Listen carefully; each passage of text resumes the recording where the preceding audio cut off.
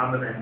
IAS बन के हम अपने देश को सुधार सकते हैं, अपने देश में जो भी गलतियाँ हो रही है उनको सुधार सकते हैं और जो करप्शन है उसको कम कर सकते हैं। क्या बात है। This is like the first gathering where I'm getting all educated and aware responses, all mature responses. Usually people say लाल बत्ती मिल जाएगी, 2-3 पुलिस वाले मिल जाएंगे. The person tried to raise his hand there, but at the same time it's also a very challenging profession for you. Now let me explain it based on the different sectors you have in MBA. Can someone tell me what sectors you have in MBA, what kind of specializations you have in MBA? One by one, anyone. Not all, just give me one. We think that we have an enormous force. We do have a force, but as such, you'll always be short of manpower. You'll always be overworked. You'll always be pressed with a number of schemes that you have to implement and you have to monitor. Or wherever you do a mistake, there's a problem for you. So HR becomes a very crucial thing, and you'll see most of the successful IAS officers, especially in the DM level, DM and SDM, ADM level, have this knack of leadership.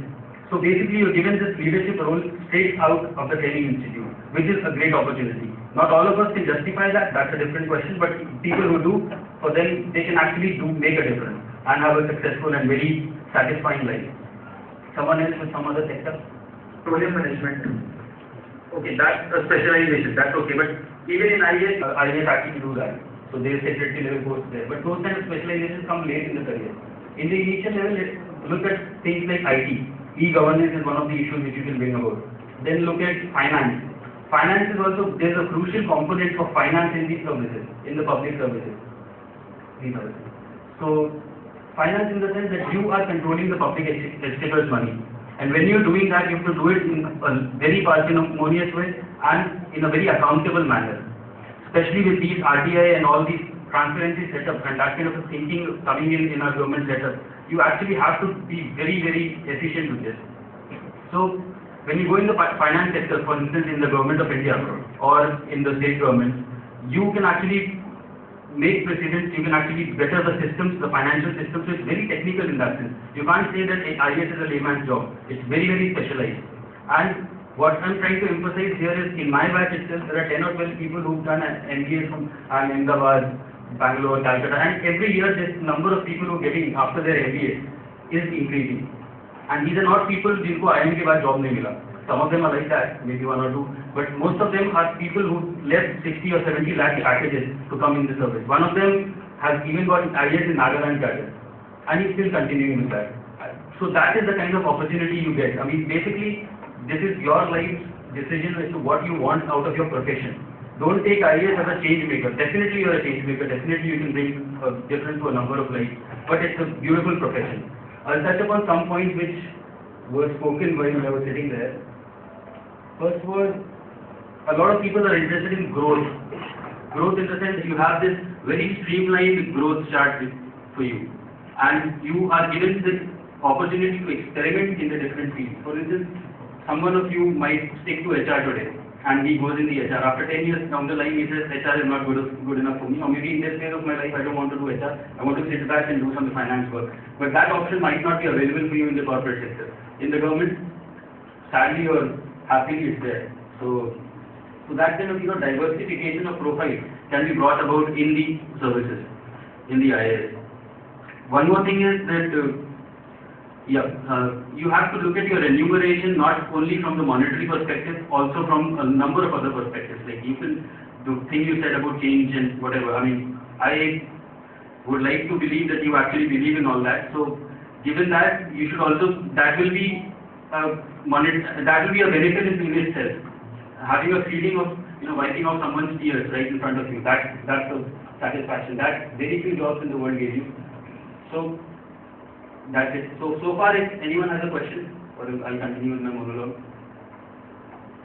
Okay. So, one more thing.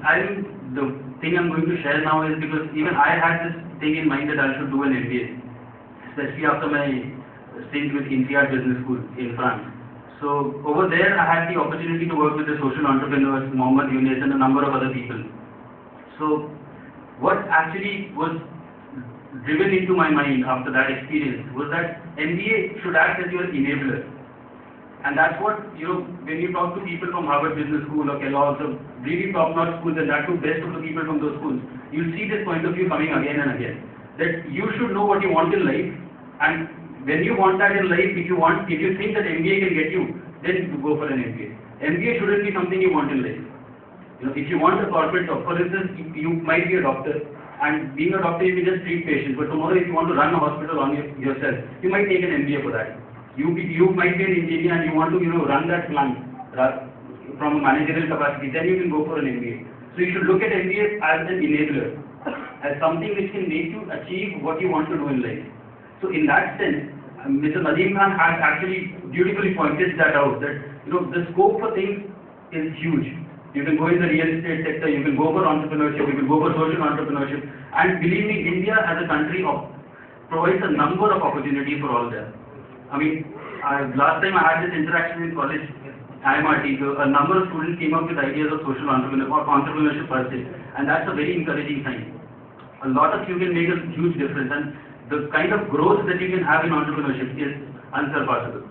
No corporate sector will, and definitely a corporate sector will obviously limit your growth. No?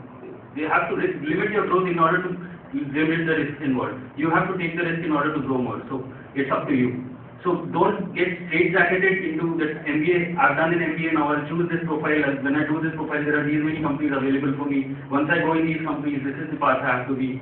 You can think out of the box and make a difference to yourself. So yeah, that will be encouraging if you do that. And so that's it for me. I was awarded the Goldman Sachs Global Leader. I was interested in social entrepreneurship also. And then I went to for 6 months I was there in IMRT Business School, France, where I worked with the entrepreneurship cells over there. And after coming back, I took up a researcher job in Infosys. And while I was doing that, I took up the exam UTSC and I got through IPS. I did the IPS training, got the West Bengal cadre. Then I qualified as IAS. Now I'm doing the training. It makes no difference basically what your background is. You can get into IAS with yeah, to you, what is entrepreneur? An entrepreneur is someone who can actually, supply and demand and who can actually use the resources and maximize them. A person who can convert a node into network. Yeah, who becomes so the thing is very. After some time, what will change you will get in that system and get Not to make any preconceived judgment as to मेरे senior से ये सब खराब किया मुझे लाके वहाँ ठीक कर देना. So whatever the context is there, whatever best I can do, I'll be doing that. I mean up to my capabilities. One more question. क्या होता है कि बहुत सारे लोगों ने भी बोला कि मैं ये बनना चाहता हूँ और we have a live example that you कि आप बन चुके हो. तो ऐसा क्यों होता है कि तैयारी के वक्त हमारे लक्ष्य कुछ और होते हैं और बनने के बाद हमारे लक्ष्य कुछ और हो जाते हैं? इन द सेंस दैट अब वही तो क्योंकि आप जब तैयारी करते हैं तो आप वॉलपेपर लगाते हैं अपना लाल बत्ती का और उस टाइप का, और फिर जब आप बन जाते हैं तो भी आपको there is this thing that trappings of power is the term we call it, is that if you are so immature that you get carried away by these small things, then obviously you can't make a change. And fortunately, whatever I have observed in my batches, at least in IPS and in IAS, fortunately these kind of people are increasingly becoming a minority. People who come with the aim कि मुझे इतना कमा लेना है या फिर मुझे इतना ये कर लेना है, they are increasingly becoming a minority. There are more. For example, if you prepare after your MBA, you're definitely more qualified in terms of education or whatever. So you will have a different set of things. You have an option. People who forsake an option to become an IAS usually have a different perspective to things. They don't just go for small trappings of power.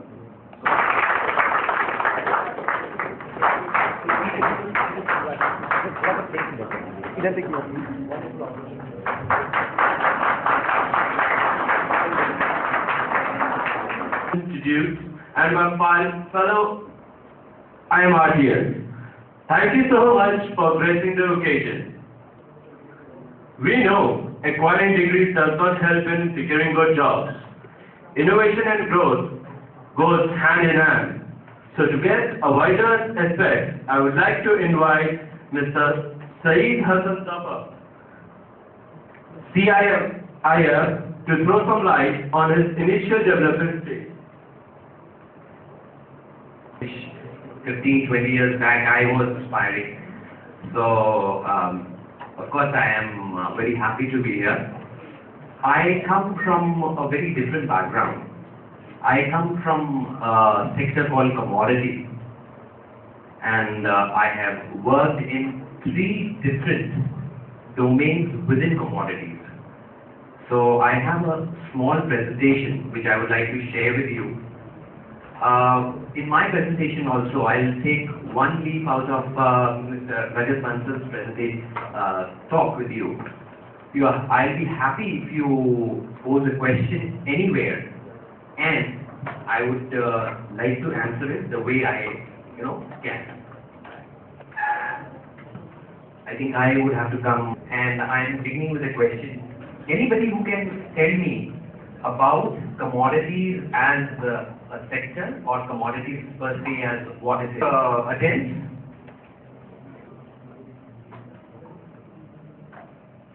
Okay. Goods can be traded on exchanges, which I am going to talk about. This good can be used as an input to make other services. Next slide, please. Now, commodities market is basically divided into 2 different. There is something called the futures market. Now, futures market is like you are booking something to be bought in future, which would be as per your desired, specifications, and in a future time and date. One of the crudest examples that I can think of a futures market is like, you are doing a subscription kind of a booking. India today is a subscription. You can relate. You book today and you get the results of it, in the next 1 year. So I am trying to make it as basic as possible. So to understand this, there are 2 types of commodity markets, the spot market and the future market. And in both of them, there is an electronic market available and there is a local or a domestic market. Is this clear? I wanted to give this background because if I want to put the HR perspective to this, I should be very clear that I am talking about something which you basically understand. This is a sunrise sector, and in this sector there are unlimited opportunities. There are things which are opening up, and there are things which you actually, as young budding MBAs, can get into. And this is real, and this can happen, this should happen. Now let's talk about what opportunities are there in the commodity sector.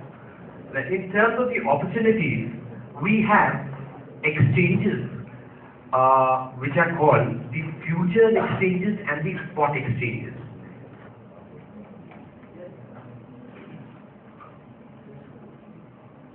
Okay, I'll explain it to you. A futures exchange is a place where futures contracts are traded. Now, exchanges like NCX, Multi-Commodity Exchange of India, National Commodity Derivatives Exchange of India, NCDEX and NCX, they actually get commodity contracts traded, and these are opportunities for people like you and me. I have worked in multi-commodity exchange, and I can assure you that each of the MBA pass out here can actually secure a job there. There is a lot of scope. New exchanges are coming up. There is a lot of scope in the type of work which is there. The awareness about jobs in commodities is definitely lesser than the other areas. Area of getting international and national information about contracts.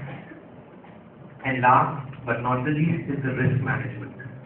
In any exchange, risk management are in their different departments.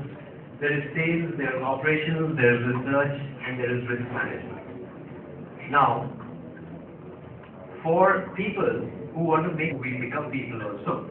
So, this is one area where you would find opportunities because this is dawning and this is coming up. Of course, the next slide. Of course, we have banks in which a lot of banks are doing commodities buying, looning. We are doing leveraging and all, where you require people who are specialized in commodities and who give some, understanding to others about this subject also.